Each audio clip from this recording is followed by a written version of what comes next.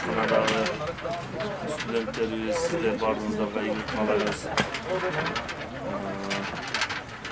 Zaman çalışma olsun, doğru spordan olsun.